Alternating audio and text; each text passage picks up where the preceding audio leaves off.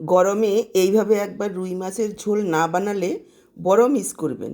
স্বাদ আর সুগন্ধ এমন হবে অতিথিরাও জিজ্ঞাসা করবে। রোজগার একঘেয়ে মাছের ঝোল না বানিয়ে এইভাবে আলু সজনে ডাঁটা দিয়ে মাছের ঝোল রান্না করলে স্বাদ ভুলতে পারবেন না। এইভাবে মাছের ঝোল বানান, সবাই আঙ্গুল চেটে খাবে। আর সাথে থাকবে অনেক টিপস। আশা করছি আজকের এই মাছের ঝোলের ভিডিওটা আপনাদের নিশ্চয়ই ভীষণ ভালো লাগবে। তো চলুন দেরি না করে রেসিপিটা দেখে নেওয়া যাক। নমস্কার বন্ধুরা, আহারে বাহার রান্নাঘরে আপনাদের সবাইকে স্বাগত জানিয়ে শুরু করছি আজকের এই মাছের ঝোলের রেসিপি। আজকে মাছের ঝোলের রেসিপিটা করার জন্য আমি এখানে রুই মাছ নিয়েছি 1 কেজি। মাছগুলোকে খুব ভালোভাবে ধুয়ে পরিষ্কার করে নিয়েছি। এবার দিয়ে দিলাম পরিমাণ মতো লবণ আর ছোট 1 চা চামচ হলুদ গুঁড়ো, আর দিয়ে দিচ্ছি 1 টুকরো পাতিলেবুর রস। অনেকের কাছেই না মাছে গন্ধ লাগে, খেতে ভালো লাগে না। এইভাবে যদি একটু পাতিলেবুর রস দিয়ে ম্যারিনেট করা হয় তাহলে কিন্তু মাছের আষ্টে গন্ধটা একেবারেই থাকে না। এবার লবণ, লেবুর রস, হলুদ ভালোভাবে মাছের গায়ে মেখে নেব। মেখে 10 থেকে 15 মিনিট রেখে দেব। এভাবে যদি একটু লবণ হলুদ মেখে মাছগুলোকে 10 মিনিট রেখে দেওয়া হয় তাহলে কাঁচা লবণটা মাছের ভেতরে খুব ভালোভাবে ঢুকে যেতে পারে, এতে করে মাছের স্বাদ বাড়ে।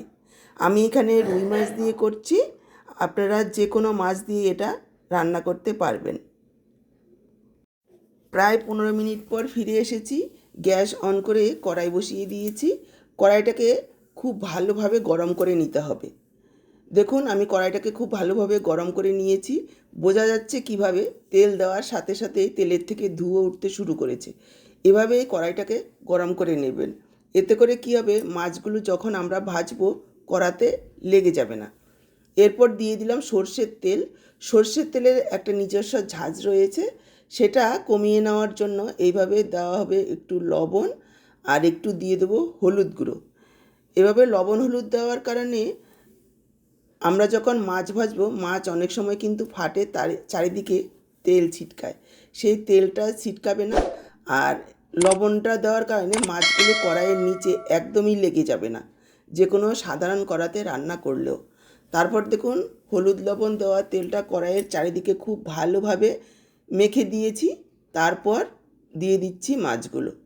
এই টিপসগুলো ফলো করে যদি মাছগুলো ভাজেন বা রান্না করেন একটুও কিন্তু কড়াতে লেগে যাবে না, আর একটাও মাছ ভাঙবে না, যতই নরম মাছ হোক বা হালকা ভাজা মাছ হোক।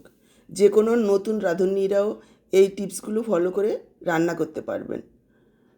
এবার মাছগুলোকে দেওয়ার পর 2 মিনিট মতো এক পিঠ ভেজে নিয়েছি, দেখুন লালচে করে।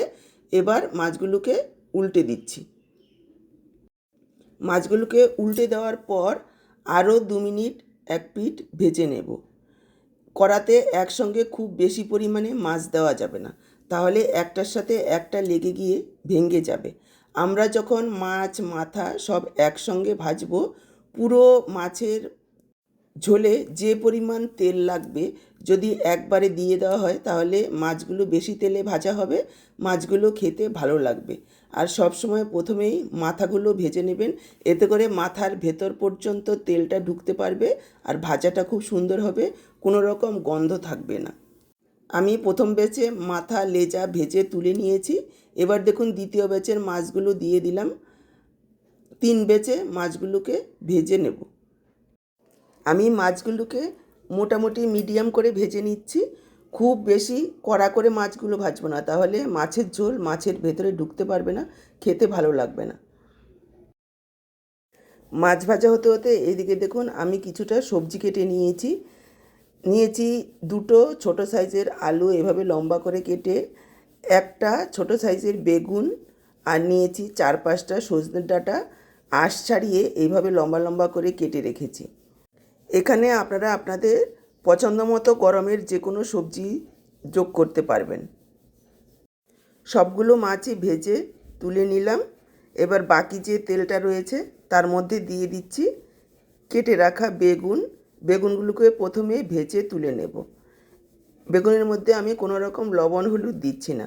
গ্যাসের ফ্লেমটাকে হাইতে রেখে বেগুনগুলোকে একেবারে লালচে করে ভেজে তুলে নিচ্ছি।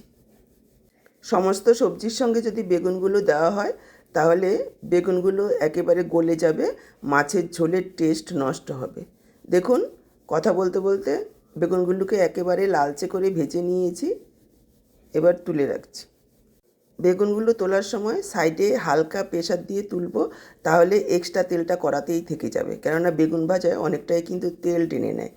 বেগুন তুলে নিয়ে বাকি যে তেলটা রয়েছে তার মধ্যে দিয়ে দিলাম আলুগুলো প্রথমে 2 মিনিট একটু ভেজে নেব লালচে করে। আলুগুলোকে এই রকম সোনালি রং ধরা পর্যন্ত ভেজে নিয়েছি।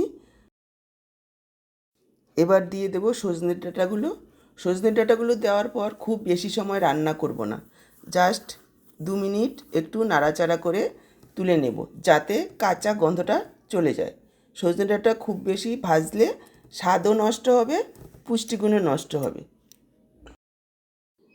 এখানে আমি একটা মশলা রেডি করে রেখেছি। 1 ইঞ্চি পরিমাণে আদা নিয়েছি মিক্সচার জারে, ঝাল অনুযায়ী কাঁচা লঙ্কা আর একটা বড় সাইজের টমেটো, সাথে দিয়েছি 1 চা চামচ জিরের গুঁড়ো। তারপর দেখুন এই রকম একটা পেস্ট বানিয়ে রেখেছি। এদিকে সজনে ডাঁটা আলুগুলো খুব সুন্দরভাবে ভাজা হয়ে গেছে, তুলে রাখছি।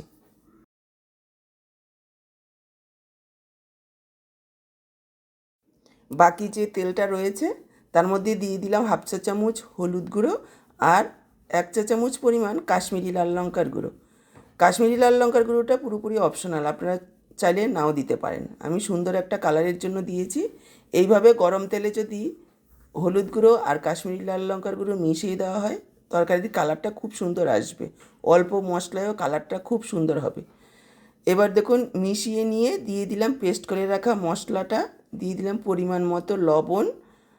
তবে গুঁড়ো মশলা দেওয়ার সময় অবশ্যই গ্যাসের ফ্লেমটাকে লোতে রাখবেন, তা না হলে কিন্তু পুড়ে যাবে। এবার মশলাটাকে 2-3 মিনিট সময় নিয়ে মিডিয়াম লো ফ্লেমে কষিয়ে নিতে হবে, যাতে করে মশলার তেল ছেড়ে আসে, কোনো রকম কাঁচা গন্ধ না থাকে। এখানে যত ভালোভাবে মশলাটা কষানো হবে ততই কিন্তু টেস্ট ভালো আসবে। দেখুন ঢাকা দিয়ে দিলাম, ঢাকা দিয়ে মশলাটাকে খুব ভালোভাবে কষিয়ে নিয়েছি। দেখেই বুঝতে পারছেন যেহেতু অল্প তেল ছিল, অল্পই ছেড়েছে। এবার দিয়ে দেব ভেজে রাখা আলু আর সজনে ডাঁটাগুলোকেও মশলার সাথে আরও 2 মিনিট কষিয়ে নেব।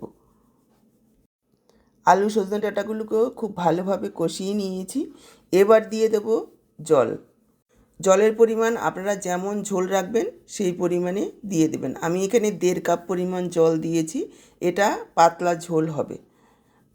আরও 1 কেজি পরিমাণে মাছগুলো খুব ভালোভাবে সেদ্ধ হবে, সেই বুঝেই জল দিয়ে দিতে হবে। খুব ভালোভাবে মিশিয়ে নিয়ে ঢেকে দেব আর 3-4 মিনিট ফুটিয়ে নেব। দেখুন ঢেকে দিয়ে 3-4 মিনিট হাই ফ্লেমে টকবক করে ফুটিয়ে নিয়েছি। এবার দিয়ে দেব ভেজে রাখা মাছগুলো দেওয়ার পর হালকা হাতে মাছগুলোকে ঝোলের মধ্যে ডুবিয়ে দেব। সাথে দিয়ে দেব একটা টমেটো, এভাবে 4 টুকরো করে কেটে। গরমের দুপুরে এইভাবে টমেটো মাছের ঝোলের মধ্যে পড়লে মেখে খেতে বেশ ভালো লাগবে। এবার দেখুন ঢাকা দিয়ে প্রায় 7-8 মিনিট লো ফ্লেমে রান্না করে নিয়েছি। মাছ, আলু, সজনে ডাঁটা, টমেটো খুব সুন্দরভাবে সেদ্ধ হয়ে গেছে। একবার দেখিয়ে দিচ্ছি, একেবারে গলিয়ে ফেলবেন না, তাহলে খেতে ভালো লাগবে না। এবার দিয়ে দেব ভেজে রাখা বেগুনগুলো দেওয়ার পর জাস্ট 1 মিনিট একটু ফোটাবো। খুব বেশি সময় ফোটালে বেগুন গলে যাবে। সাইডে দেখুন আমি একটা তড়কা প্যান বসিয়েছি আর তার মধ্যে দিয়ে দিলাম 1 চা চামচ পাঁচফোড়নটাকে হালকা ভেজে নেব। খেয়াল রাখবেন যাতে পুড়ে না যায়। এভাবে নাড়াচাড়া করতে করতে সুন্দর গন্ধ বের হবে, তারপরেই নামিয়ে নিতে হবে। লো ফ্লেমে ভাজতে হবে। এবার তড়কা প্যানের মধ্যে দিয়ে দিচ্ছি 2 চামচ সরষের তেল, দিয়ে দিচ্ছি একটা তেজপাতা টুকরো করে, আর দিয়ে দিচ্ছি যে পাঁচফোড়নটা ভেজে নামিয়েছি, সেই পাঁচফোড়নটাকে আমি একটু হামুল দিস্তায় আধ ভাঙা করে গুঁড়ো করে নিয়েছি। এতে করে গন্ধটা খুব সুন্দর হবে। এবার দেখুন কয়েক সেকেন্ড মাত্র নাড়াচাড়া করে নিয়েছি। খেয়াল রাখবেন একেবারে পুড়ে কালো করবেন না। এই পাঁচফোড়ন আর তেজপাতার সুগন্ধটাই মাছের ঝোলের টেস্ট আর গন্ধ অনেক গুণ বাড়িয়ে দেবে। দেওয়ার সাথে সাথে কোনো রকম নাড়াচাড়া না করে ঢাকা দিয়ে দিতে হবে। ঢেকে 5 মিনিট রেখে দেওয়ার পর ঢাকা তুলে নাড়াচাড়া করে দিতে হবে। এতে গন্ধটা খুব সুন্দরভাবে মাছের ঝোলের সাথে মিশে যাবে। দেখুন আমি 5 মিনিট ঢেকে রেখেছি, এবার ঢাকাটা তুলেছি। দেখেই বুঝতে পারছেন মাছের ঝোলের যেমন কালার তেমনি সুগন্ধ। গ্যারান্টি দিয়ে বলতে পারি দুপুরে ভাতের সাথে এই রকম এক পদ হলেই যথেষ্ট। তো আজকের এই সহজ পদ্ধতিতে আলু বেগুন সজনে ডাঁটা দিয়ে মাছের ঝোলের এই রেসিপিটা আপনাদের কেমন লাগলো কমেন্টে জানাতে কিন্তু একদম ভুলবেন না।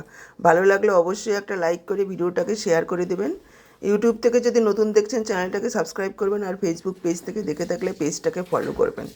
আজকে এখানেই বিদায় নিচ্ছি, আবার দেখা হবে নতুন কোনো রেসিপির সাথে। সবাই ভালো থাকুন, সুস্থ থাকুন।